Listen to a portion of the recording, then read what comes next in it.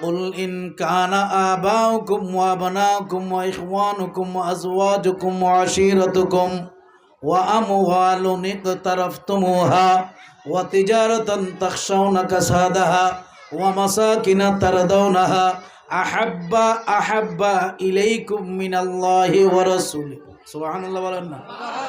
হে ঈমানদার, দুনিয়ার মধ্যে যত ধরনের নিজের মহব্বতের জিনিস আছে, 1 নম্বরের মধ্যে যদি চিন্তা করো নিজের সন্তান, 2 নম্বরে যদি চিন্তা করো নিজের স্ত্রী, 3 নম্বরে যদি চিন্তা করো মা বাবা, 4 নম্বরে যদি চিন্তা করো নিজের পরিবার আহলাল ভাই বন্ধু, 5 নম্বরে যদি চিন্তা করো তোমার ব্যবসা প্রতিষ্ঠান, 6 নম্বরে যদি তুমি চিন্তা করো তোমার রূহ। সুবহানাল্লাহ বলেন না।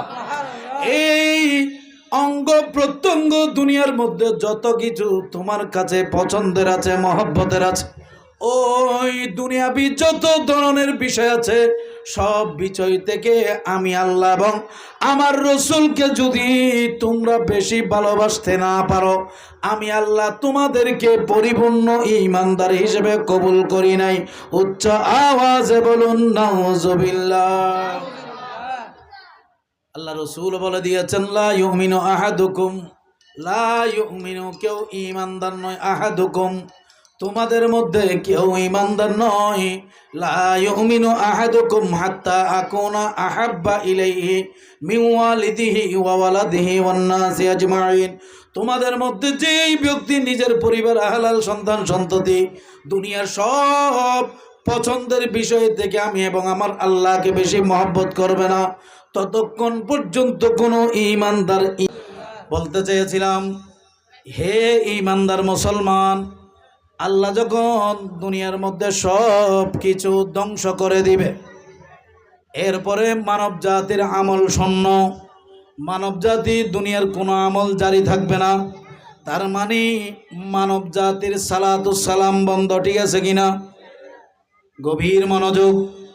1 নম্বরে মানব জাতির সালাতুস সালাম বন্ধ হয়ে গেল। আল্লাহ তাহলে এখন তোমার হাবিবের উপর সালাতুস সালাম কে দিবে?